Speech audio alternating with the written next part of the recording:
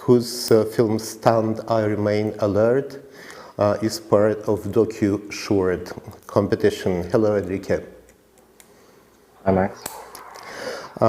We have quite broad and sort of ambitious, in a way, topic description for today's discussion.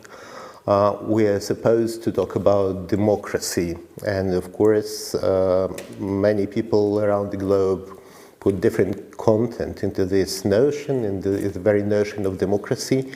But both the Brink and Stand I Remain Alert films which address this issue directly. And since then, since they were presented, since they went onto screens, due to current circumstances, situation globally seems to change a bit in this particular field as well. So I suppose we'll touch upon this question. But first, let's talk a bit about the films. They are very different. I mean, The Brink and Stand I Remain Alert. One is full-length film, feature film, another one is short. And one is set around the well-known figure of Steve Bannon, famous or rather infamous political strategist and agitator from the United States, who played a crucial role, as some people believe, in the rise of Donald Trump to the heights of American politics. Another one is set in South America, in Brazil, also around a person who is just the opposite to Steve Bannon, around Dermi Azevedo, who is a human rights defender and victim of torture by military dictatorship which existed in Brazil. But both address issues of democracy and freedom and authoritarian rule, authoritarian governments. Alison, your film came to the screens right after another film dedicated to Steve Bannon. I suppose you asked this question a lot. American Tarma by Errol Morris, which is also about Steve Bannon. Why do you think this particular political figure drew such an attention to it, not only from the journalists, but also from filmmakers? Yeah, well, hi again to everyone. And also, let me just say thank you so much for having me. And I'm such a huge fan of DocuDays, and I hope to one day be able to be there in person. And I don't think this is even my first film at the festival. Yeah, so Errol Morris's film actually began several months after mine. Just very important to get the timeline correct. I think that Bannon, from his own perspective, I know that he sees himself as a great man of history. That's the kind of history that he believes in, you know, the version of great men appear at moments in time and fundamentally shifted and move things forward. And so from his own mouth, he thinks, you know, there could be many films about me. And I guess in some way he was right, because he certainly courts the mainstream news media, as you see in my film. But the reason I think that the world could really hold both Errol's film and my film is, you know, they were made in such different formats that they actually don't necessarily overlap, and if anything, complement. You know, Errol Morris's style is sort of an interrogative, extended interview, and that film, you know, looks at how Bannon thinks and interacts with Errol, and also his favorite films, and sort of uses a lot of movie clips. The Brink, which I began filming in fall of 2017, 2017, right after Bannon left the White House, is a verite examination. And you can sort of think of it as like Bannon, in captivity versus Bannon in the wild. My interest in following him was really to use Bannon as a vector to get into the whole world of the far right, which is also the mainstream of the Republican Party these days in America. And, the unique opportunity that I had to be that close with him and to document it, I thought was just an opportunity for viewers to see, who his allies were, how he operates, what people say when they meet with him behind closed doors, what their agenda would be, who might be supporting him or supporting him financially. And I think the reason that seemed important was exactly like you said, he is someone who joined the Trump campaign kind of rather late in the game, but was pretty instrumental in that campaign being successful. And he is just very good at kind of manipulating the news cycle and keeping the message chugging along in a way that I think really took a lot of people in America by surprise. And so at the time in 2017, I thought, well, he's leaving the White House. He's leaving his official post. What is he going to do next? Is that going to surprise everyone too? What can be learned by seeing the world, through the looking glass, through his side? Because I would say that is how I see him. He's not my side. And so, yeah, I think that's why he seemed really interesting. And it turned out that it was a story about much more than America, because he traveled a lot at that time throughout Europe and loved to talk about Bolsonaro, to talk about Modi. I mean, he's like talking about knitting together, the far right nationalist parties of the world into a global coalition. I mean, that was something I filmed in a conversation between him and Nigel Farage on like day 2. And I was like, what is going to happen here? And I think as the film goes on, you see it's really also, it's as much about, someone who is a propagandist and, is trying to craft this story as much as he's actually living it out. But I think that that's really important, a really important facet for right now. Yeah.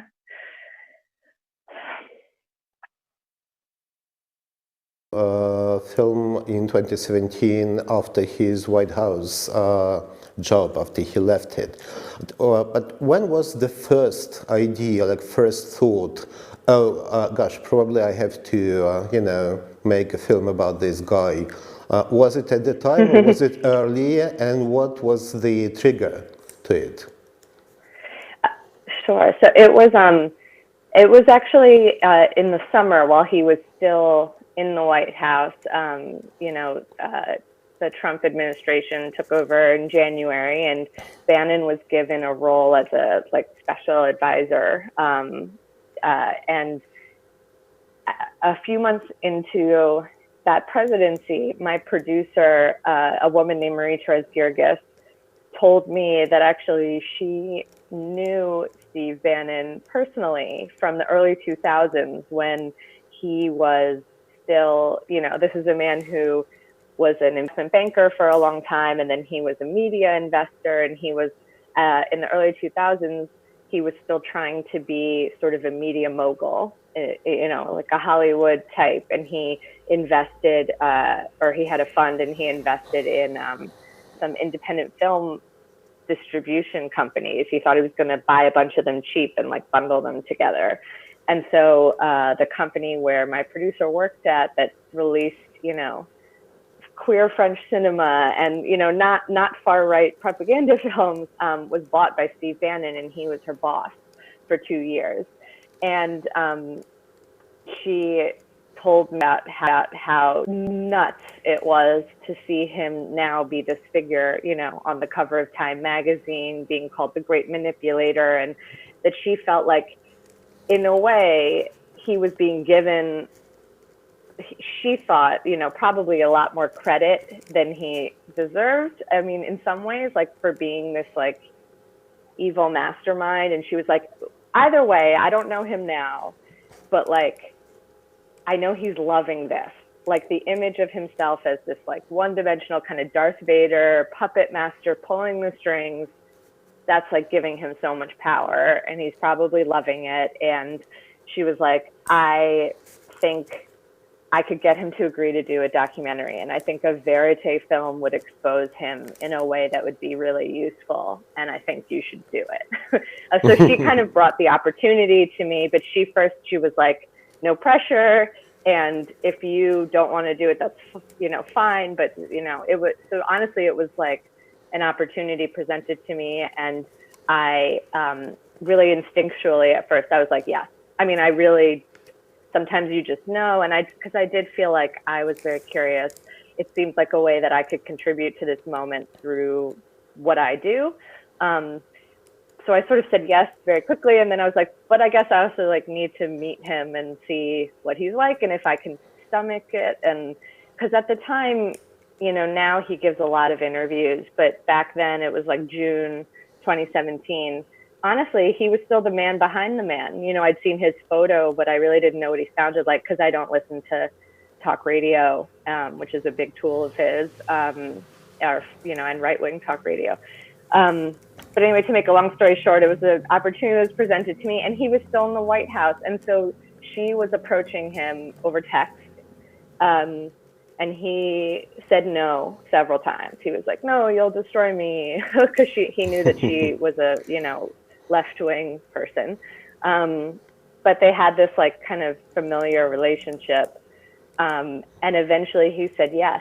So at first she was going to go meet with him while he was still in the White House, which seemed crazy at the time. But now that, you know, there's also been all these books out like Fire and Fury, and we know that Bannon was giving access to people, you know, while he was in the White House in various ways. So I'm disappointed that I missed out on that opportunity. But 2 weeks later, after he agreed and she was supposed to go, then the rally in Charlottesville happened, and then he was fired, or he chose to leave, whoever you want to believe. And so the first time I met him was right after that, was in September, right after he had left the White House.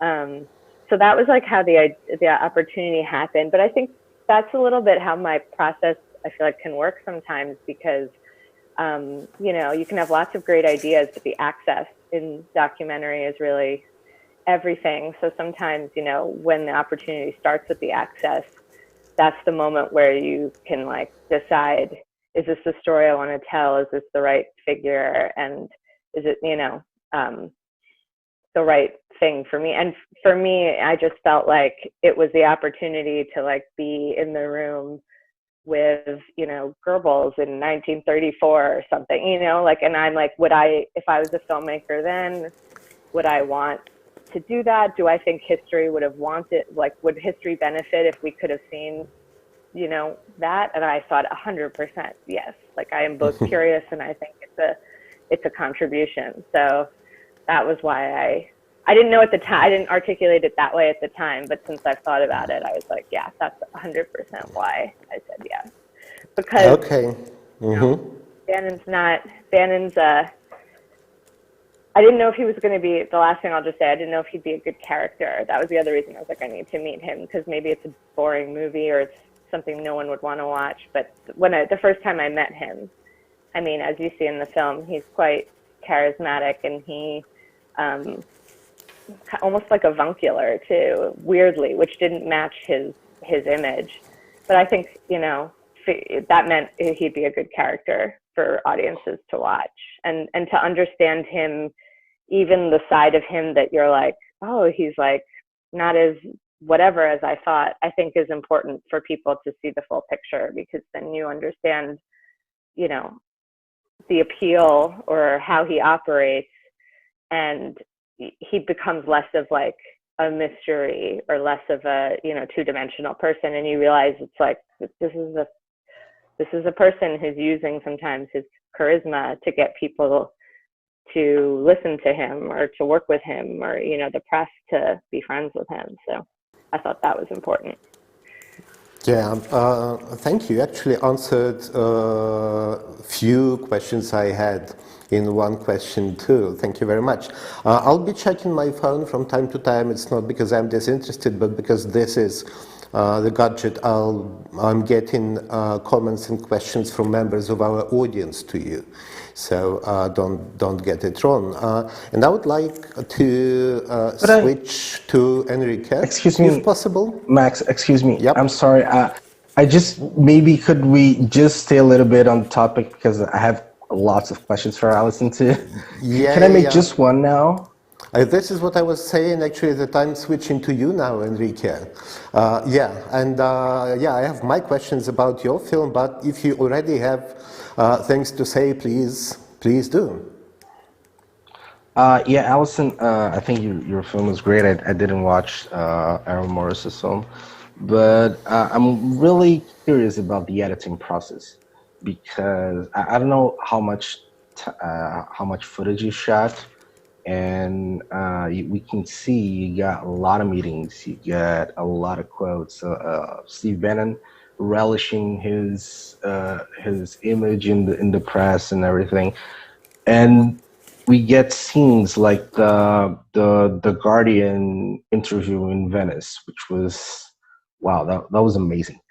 And but that was also that Venice section was also a little bit different from the rest of the movie. That was more that I felt that that scene had more of your voice, maybe your opinions in that scene, and through the rest of the film is more like really this observational fly on the wall style, and it's great, and we see a lot of draconian characters there, and we see his reaction to all these people and how the media is portraying him, and he really has this self-made image that he wants the people to see and think, and even he maybe he wants to be Darth Vader. He addresses Lenny Riefenstahl at some point. But how was your editing process? Like,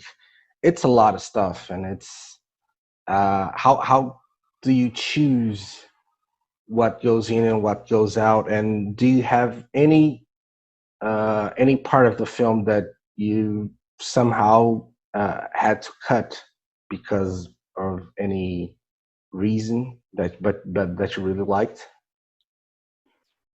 Such a good question. Thank you so much, and for watching and for commenting like that. I had about 150 to 200 hours of footage. Um, I would say it was a choice to have my voice come in more and more throughout the film, as you noticed. But in some ways, it was also a choice by necessity too, because I talked more as time went on. First of all, Bannon would refuse to sign my full release until about halfway time-wise through the project. We had this provisional agreement, like in an email. I mean, and obviously I was there. He told me that I could come, and everything I filmed, I could only film if everyone in the room agreed. So that was also, I think, as time went on, he could see that how it would function. And also, honestly, when he made the Errol Morris movie Behind My Back, then which is really how it happened, in about February, March of 2018. And then he told my producer at the end of March, because we were trying to negotiate like an exclusive film access for our distributor, because that was important to them. And my producer was furious, and maybe that helped her, guilt him into finally signing our release. But once he fully signed the release, then I also felt more comfortable to like talk more. But really, the observation, I also thought he was very formidable, and so I chose to like not say much really for a lot of the time, because I felt like the less he knew about me and could be trying to manipulate me, and the more he's talking, that's like when I'm winning, later in the process, though, once I knew a lot more about what I had in the can, so to speak, footage-wise, and what the story was going to be about, then I had hours-long conversations with him on planes and everything, really in the last like 3 or 4 months, because I just wanted to see if I got something different from him, if I engaged one-on-one, and I also had more one-on-one time. Venice was the beginning, a little bit in London, which was July 2018, and then Venice, which was early September. It was really the first time I had so much time one-on-one. He was like holed up in this hotel room. He was there for the Venice Film Festival, ostensibly for Errol Morris's film debuting, but he held all these meetings, and it had this really weird siege-like quality. Like he was just like bunkered down in this like luxury on the canal, on the Grand Canal. It was hilarious. And it was like a turning point in terms of a lot of stuff happened there. And yeah, I would say like you're right to notice it started to also feel different. And it was also about the conditions of production and access and all of that. But I think when it comes to editing, I always feel like with Verite, I kind of go into the edit. First of all, I kind of already know what my great scenes are. I think while you're filming, you can kind of tell, like, you know, when something's great. And sometimes something's great, you think is great, doesn't make it. But the idea of like the set piece, you know, like Venice is a set piece. It's kind of tied to either access or an amazing thing happening. But with this film, I edited very quickly. I worked alongside 2 editors, and I edited as well. So we had 3 people working kind of like around the clock for like 3 months. The first month I was still filming, and after the midterms, I joined into the edit. But I would say because of how dangerous I think Bannon is, and the fear and danger of amplifying his views in a way that I didn't want to. I think that I learned so much about filmmaking making this film, and I came into the edit with so much intention, and I had thought it out, I think, much more than sometimes some other Verite films where I think you just kind of go with the flow and then you find it in the edit. I mean, with this, I just think like, I felt like every scene we had to understand, why were we showing this? And if he was making claims, what are we doing to, you know, to comment on or modify those claims? And in some cases, it's like, you can kind of tell he's lying based on how what scenes we put near it, or what news headline moment we might mix in, or it's like appears as kind of hypocrisy from something else that he had done earlier in the film. There's a lot of use of repetition and juxtaposition. I think those are really the tools of Verite, you know, editing, where you can kind of make your commentary, or maybe it's my voice, or maybe it's a montage. So I just think I came in with like a really strong sense of what the rules are going to end up being. Like we articulated them early in the edit. We realized when, you know, how we were going to use everything. And we were like, Bannon is an unreliable narrator. You know, we're not going to hear him describe his mission to the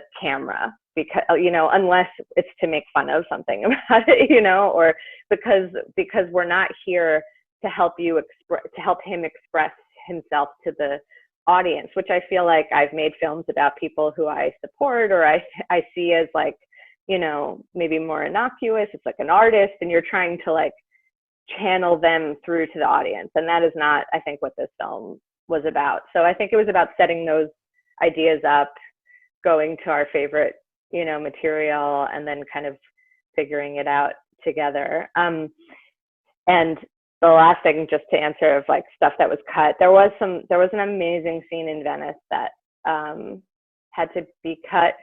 And it's because of the person who was in it, and they didn't want to be in it. And let me tell you, the people who, this person is like a Hollywood left or like liberal type.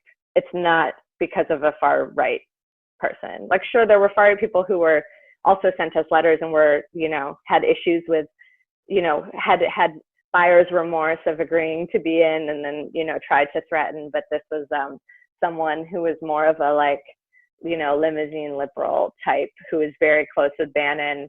And it was an amazing scene because he's sort of trying to coach him, you know. He's like, you have to show remorse, like kids in cages aren't good, right? And Bannon's just like, but here's the thing, you can't. He's like, no, you have to like acknowledge to people this. And it was an amazing, weird scene, and this man totally agreed to be on camera, but then, you know, he was someone who was close in Bannon's camp, so he got wind of the fact that he was in it before the release, and we were worried he was, you know, it was going to be very problematic. It ended up getting cut. It was too bad. That was a good scene. Thank That's you, a shame. Alison. Yeah, well, yeah. It sounds like a tough job, but it also looked like a tough job while I was watching this film. Of course, I couldn't help but asking myself, as many people do, I suppose, how did it happen that Bannon actually let you come so close, especially in Venice? For those of you who haven't seen the film yet. In Venice, the premiere of American Drama, there's another film about Bannon was to take place, and actually took place, but Bannon didn't go, Bannon didn't attend it. In the meantime, he has these meetings with so many different people discussing his agenda. It is really close, and I mean, it is stunning in a way, what things you can hear him saying or his counterparts saying while on camera, and they seem not to realize how big part of the audience will take it. But still, I would like to switch to Henrique for a little bit, maybe with the same question. Your film is about a journalist and a political activist who struggled for freedom, for people's power, and against authoritarian rule, against, in particular, military dictatorship for most of his life, and also went through family personal tragedy due to it. Why and when did you, when have you wanted to film this person, Mr. Azevedo, for the first time, and was it related to political developments in Brazil? Just to be frank, I suppose a lot of people in Ukraine do not follow closely events in Brazil, even if nowadays it goes through extremely turbulent political times with President Bolsonaro, who actually mimics Trump in a lot of ways. So was it related, your desire to film this person, to political developments, or did you have a long-term idea to film this particular person, this fighter, and this storyteller and writer? Okay, I'll try to make this short, but first of all, hi, I'm Henrique Amud. I am a director and screenwriter in Brazil. And I made this film with another director called Lucas Rossi. And Lucas is, he has some other films. He has his first short film, The Dress of Miriam. It's a fiction narrative short film. And now we have been doing a documentary on one of the biggest actors in Brazil, who's called Grande Otelo. He was a poor black guy who came from the very poor city, and he was grandchildren to slaves. And we've been in this process for like 3 or 4 years, I don't know, and of doing the Grande Otelo documentary, and it's still not finished. It takes forever. But in the middle of it, Lucas came up to me, and we were on a research trip to São Paulo. And he told me about Dehemi, who he has known for some time. His father knows Dehemi Azevedo, which is the person interviewed in our film. I didn't actually know him. Like, I knew about him like a year before we interviewed him.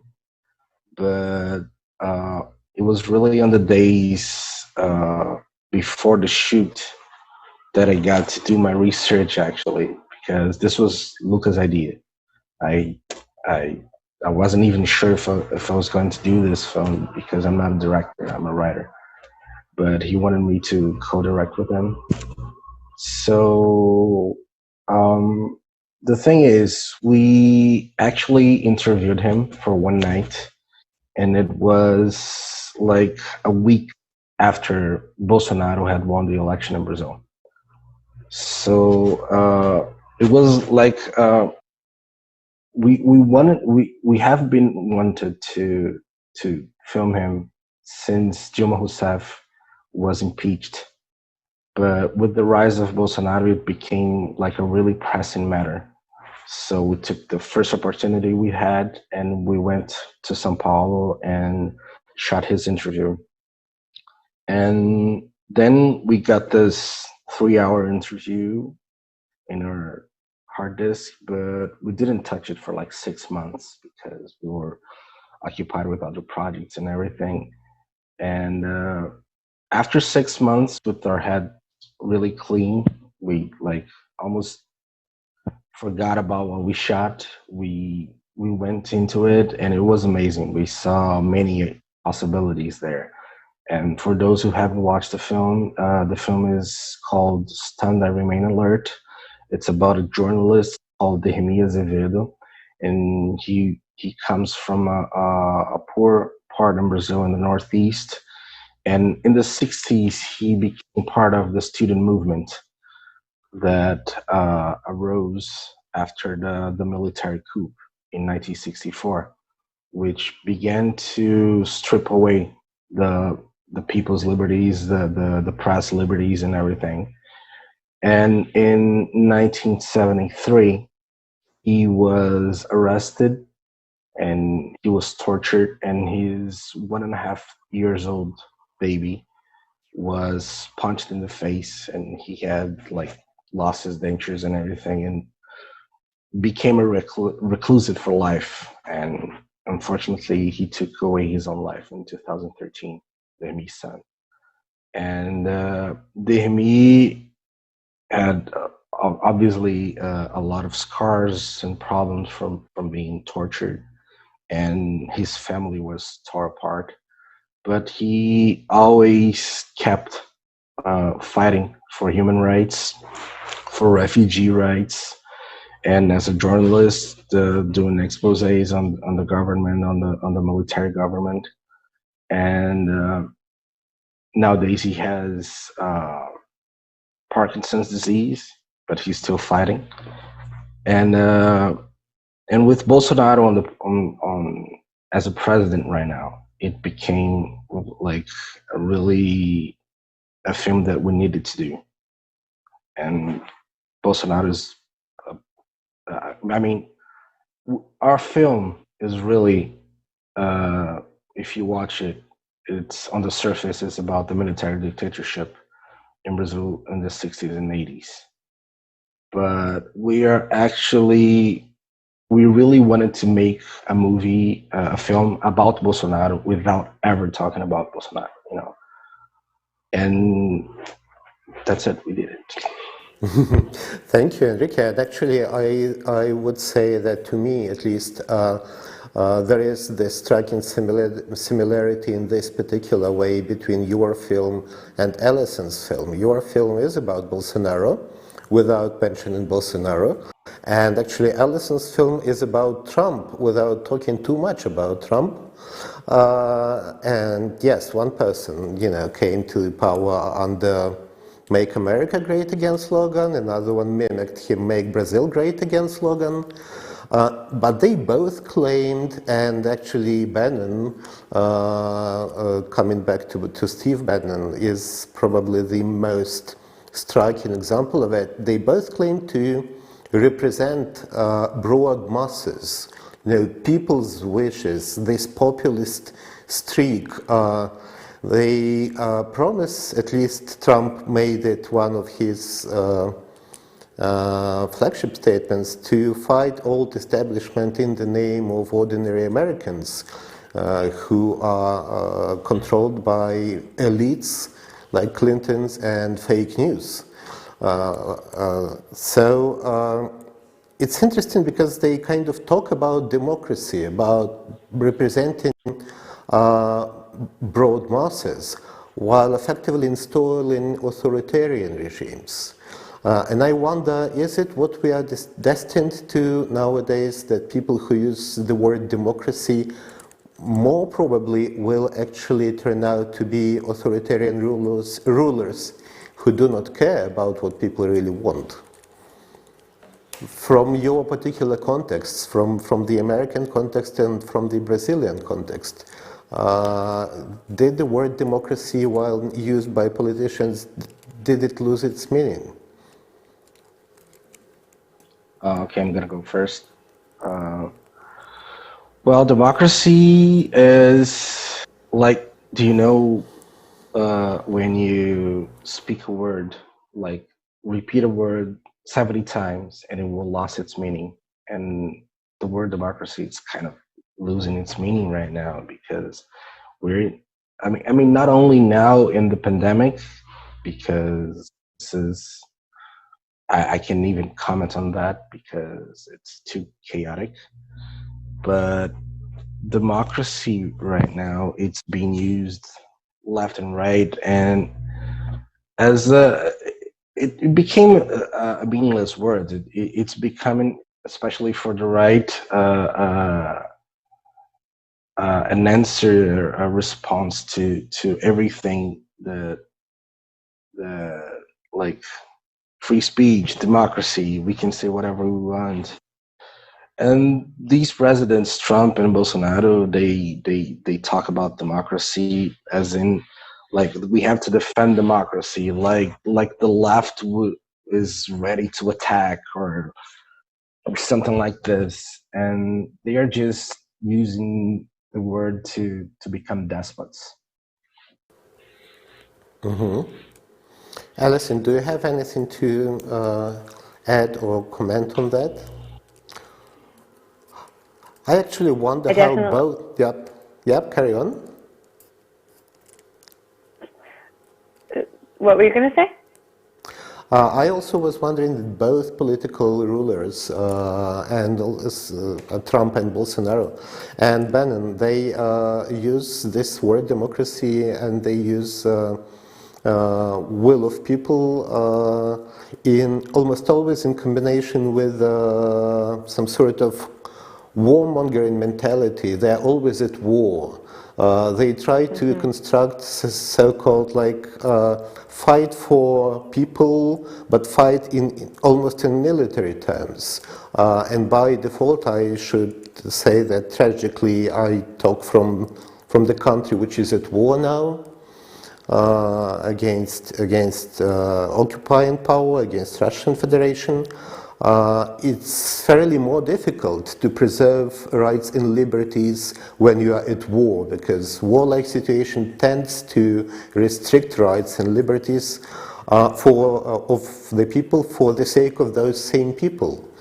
So I wonder if it is in part of say Bannon's agenda. I agree with everything that was said, and it makes me very sad. I think that one of the great points that is made by looking up close at someone like Bannon and his allies is you see the bad faith that they bring to the rhetoric that they use and the words they use, which does, as Amud said, like render them meaningless.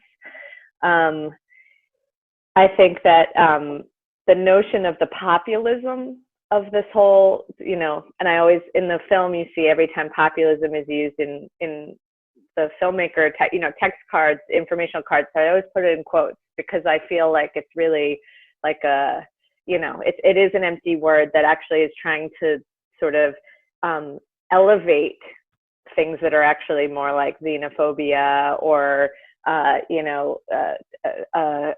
power grab, or a lot of things, and they kind of wrap themselves in this notion of it being about the people. I think when you see how these leaders, who their actual allies are, who they are in closed door meetings with, where their money comes from, it's billionaires, it's corporate leaders, it's people who benefit from going to war and having their taxes cut. And you know, I'd be hard pressed to say that that anyone who doesn't fall in that category is really who Bannon takes, you know, money from and therefore orders from. So I think that the idea that this is a populist revolution in the public's minds and in the way the press is framing it, I think is starting to go away, at least in America, because of this kind of, you know, reporting and the reality of it all.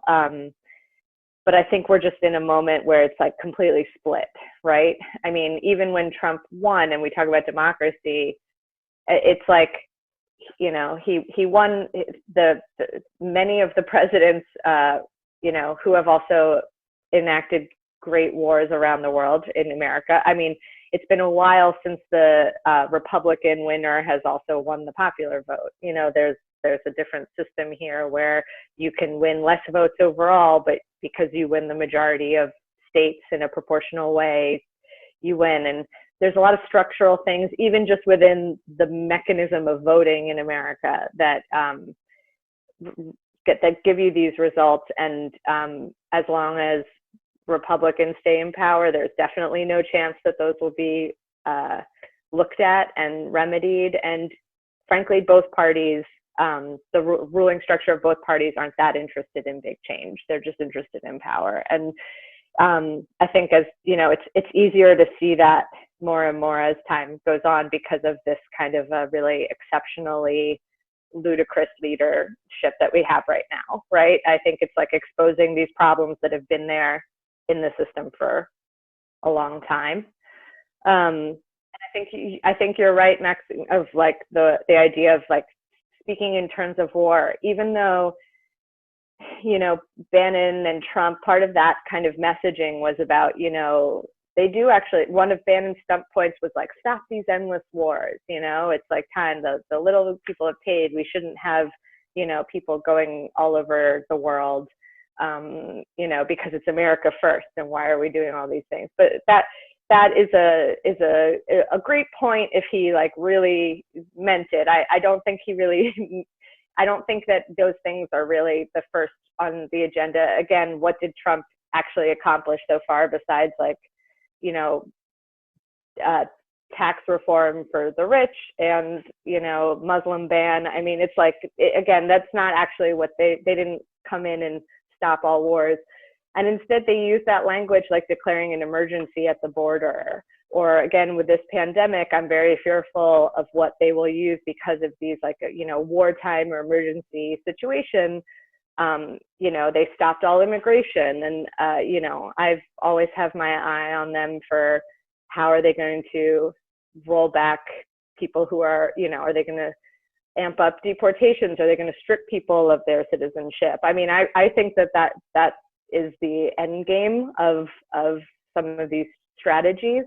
And if they could do whatever they wanted, it would be really scary. The problem is they can do a lot of what they want, but there are still some checks and balances, sort of. But I don't know, it feels like a really scary time because it feels like institutions don't have the muscle that we, you know, we need them to, and rolling back the social safety net amidst all of this inequality and now a pandemic is only going to make things more unstable. And, you know, we have an election this year. I hope. And that's the really scary thing. We're not even talking about I mean, right now, any activist I know, I mean, and by activist, I just mean a person who cares and wants to change and things better for the country and is a citizen. I mean, the people I know, you know, we don't talk about how are we going to win. We're like, I really hope that there's still an election, and I hope that they allow for full mail-in ballot, you know, across the whole country, and they actually, you know, that it works. And I really don't have any faith in that. That's really scary and upsetting. We have several questions from members of our audience, and I will probably pick the question first, which can be posed to both of you.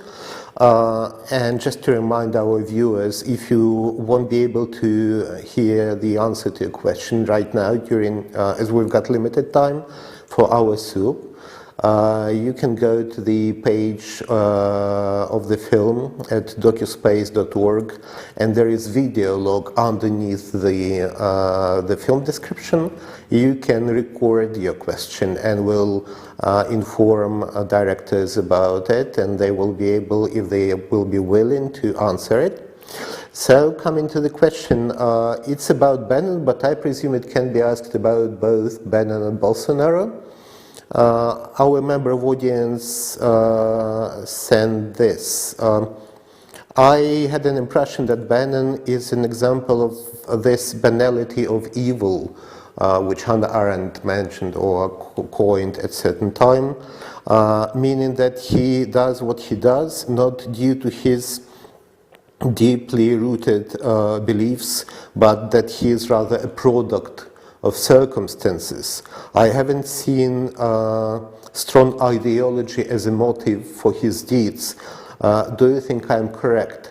Do these people really motivated by certain ideology and deep-rooted belief of their mission, or are they just behaving in the most appropriate, as they see it, way under the circumstances, both Bolsonaro and Bannon? Henrique, what do you think?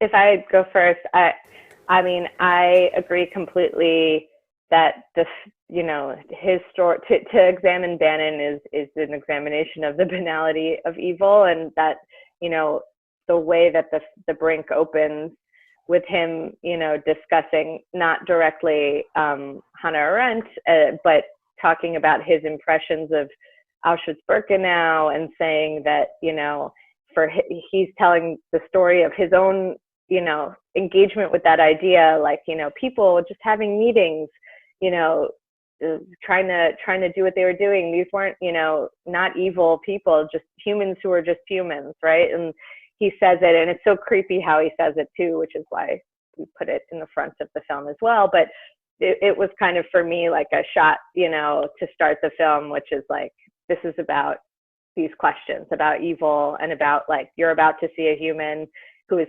disconnecting from some of the horror, the moral horror of what he's, trying to accomplish, and again, that's why the scene that got cut would have been so good, to hear someone say that he actually listens to, say right to his face, this is, that you have to acknowledge this looks bad. I think that, but I think that in terms of the question of, does he really mean it, or, is it all, self-interest, or, just this sort of human lizard brain of, like, trying to get stuff done? It's really both. I don't think it has to be only one or the other. I think for Bannon, there are some things that he believes deep down, and I don't think he would necessarily, I think he's shrewd enough to not say them out loud in, like, the clearest way, because either he hasn't fully unpacked his own psyche, or he knows it's inappropriate to say some things, like, you're never going to spin correctly. And that's why there's a lot of coded language among racists and the far right and all this stuff, because it's, like, not okay to just say it. But I think that there are some beliefs that underpin his worldview, which is that, that Europe and America should be predominantly white Christian nations, that, the church should stay conservative, that family structures should remain primary and in a traditional form, that, and I do think that ideas of superiority about certain people, certainly about certain religions, that is all part of his worldview, I believe. And I do think that underpins everything I just said, underpins his actions, because otherwise they make no sense. I mean, it's like, I'm not stupid. You can see that they all get in a room and they worry about Islam and they worry about immigration, and, like, why would you talk about that if you're really, just worried about nationalism? Like, no, it's a ethno-nationalist. It's a Christian, a Christian dominance. There's a lot of things there, but But I also think that he's motivated by self-interest and power, and he wants to be a great man of history, and he enriches himself and answers to, he will have strange bedfellows, and you're like, because they have money. I mean, it's also very clear that he is willing to say anything and do anything to win. And I think sometimes that confuses people, and they want to know, is it's one or the other, as if it has to be one or the other. But I think it's both. Mhm. Okay, and Henrique, in your opinion about the other politician, Bolsonaro, is it the same? Yeah, Bolsonaro is like Bannon. He wants to be an evil mastermind, and Bolsonaro is like nothing more than a tool to evil masterminds. But he's both also, because right now he's fiddling with everything in the government, because the federal police is investigating his sons for corruption schemes, and he's also embroiled in the assassination of a representative called Marielle Franco. And while all of this is happening, and he just took out the Minister of Justice. Actually, the Minister of Justice just left, and he was the main guy who did get Bolsonaro elected, because people trusted this Minister of Justice, though I don't trust him. But so he's got a lot of confidence in that. He's drunk with power, really drunk with power. But aside from that, he comes from the military, and I'm not saying that every military person is crazy, but this one, Bolsonaro, he is, I'm sorry for the word, he's like a psychopath motherfucker. And he was expelled from the military, actually, because he had some problems. He didn't like the way things were going inside the military, so he tried to bomb a military office, and they discovered his plan, and he was expelled from the military.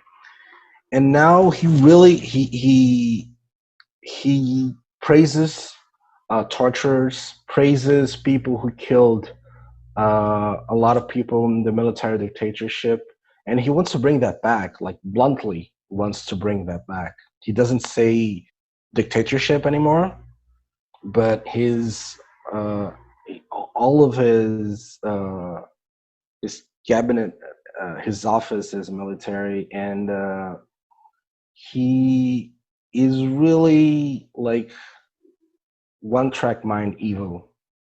That is terrible to say, because it's flimsy, and it looks like I just won't elaborate. But if you go through his history and his actions and all he says, he's like really into harming people. That's it. Yeah, thank you. It looks like, from the distance even, it looks like Bolsonaro praises and wants to bring back this same model and those same people whom Dermi Azevedo, your main protagonist in the film, fought against for his whole life. And in a way, all populist, authoritarian politicians of the world are quite similar. I mean, what you say about Bolsonaro and what was said about Bannon and Trump actually sounds so familiar when it comes to Ukraine, especially about certain politicians, and even reactions of these people. I mean, of Bannon when he is asked about Nazis and open white supremacists who support him. His reaction is very similar to Ukrainian politicians who are or are not asked about the same thing, trying to avoid answering it. We are running out of time, but before we come to an end, I would like to ask the last question for now, but I just want to remind that you still have option, our dear viewers, to pose questions online under the films. At this time of global lockdown we have now, in some way it looks like it works against these politicians. Bolsonaro is investigated and Trump is heavily criticized. On the other hand, it works for them. Borders are being shut, immigration stopped, and this military-like feeling is in the air. Do you think, what are our perspectives coming out of it? In your film, Henrique, we have Mr. Azevedo, and we have Mr. Bolsonaro without being mentioned even once, but we have him. In your film, we have, Alison, we have Mr. Bannon, but previously made the story about another person who claims to fight for freedom of expression. Actually, he does Ai Weiwei. Will we come out of this particular situation better, Ai Weiwei and Mr. Azevedo route? Or will pandemic and fear and lockdown strengthen those like Mr. Bannon, Mr. Trump, and Mr. Bolsonaro? What do you expect, and what do you think about it? Well, if I can go first, I wish I had this answer. I really don't know. These are uncertain times for a lot of reasons in the whole world, not only the pandemic, but on the political scale. But right now, I can only see more polarization, and my prognostic is really not that optimistic. I'm sorry. I'm afraid I can totally understand you, but still, Alison, what's your take on that? I think, polarization, a moment like this is, you want to see the human spirit and connection. We know that is the way that you can face this kind of problem, and the way that you can come out in if it's a war, the way you win it is if you lean towards that, right? And I think that the polarization is already at such a high level that I'm also not optimistic that everyone will put down their swords and come together, so to speak. I think that the politicians who are opportunists look at everything for the opportunity. And Steve Bannon himself, he has returned to the airwaves, and he hosts a podcast called War Room Pandemic. That's like literally what he's doing right now. I know, exactly. Yep. But I would say, again, you always have to watch that, but then you look for the other people. And I think my hope is, because I'll say, I do fundamentally agree with what you said, Henrique, but I think if we're looking it's uncertain times, so we don't know. There's no certainty. And I think that the answer of the same for what could possibly save democracy as an ideal, even, let's say, or to, move towards a better version of these systems, is for civic engagement. Basically, it's nobody's coming to save you. It's a hard fight. And whether, you can't rely just on people like the subject of your film or Ai Weiwei. I mean, they're there to be one tip of the spear, or if they're an artist, it's to inspire and express. But what we need is mass, power, and a lot of people not giving up. And I say that, and it's hard to feel motivated or to know what to do at any given time, but for myself too. But I think just keeping that in mind, the biggest thing I saw in being inside Bannon's camp was again, that point of he's just a human, to see him and be also there was a lot that was very unimpressive about him and his organization. And on the one hand, it's very disappointing that he could wreak so much havoc, and people like him and Trump, are in power, and it's so demoralizing. But by the same token, it's they are beatable. They are beatable. I'm not saying it's easy, but they're definitely beatable. And I think we have to not lose the will to try, because no one's going to come and do it for us.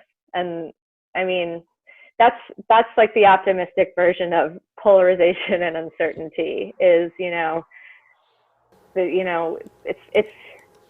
it's possible. It's a hard time right now also because we can't physically be together and feel our power in that way. But I think I'm hopeful that people, don't lose don't lose that, stay on the ball and recognize that that's the only way through. And in some ways, the pandemic reminds you of that, because you realize that we need that connection, and we need, to feel together, to feel alive, and to feel like life is worth living. So, that's that can be I'm sure that's the message of your festival in a lot of ways too right now, and the spirit of going forward digitally. So it is. That's an Thank you amazing very answer. much. Thank you. Yes, Alison, thank you. It's very inspiring answer from Alison Klayman, film director, director of the film The Brink, and it echoes very much with the film title "Stunned, I Remain Alert," which really fits into the current situation, which is the title of the film. Who's one of two directors, Henrique, Amud, here with us today. Actually, during previous Soup with Directors, I had pleasure to moderate. We talked about solidarity, which is really important in these difficult times. And next time we're going to talk on Friday, on the 1st of May, Day of Labor Day, Day of Solidarity, about freedom. But I now see these talks as three different chapters of the same conversation. Alison, Henrique, thank you very much for joining us and for taking part in the festival. I'm terribly sorry we're not able to say that personally in this studio or elsewhere, but I hope that you will have a chance to come to another festival, maybe another year or on different occasion, to beautiful Springtime Kiev. Not under lockdown, and thank you for your work, and thank you for what you're doing. Thank you so much. And to our viewers, just to remind again that you can leave your video questions under the films.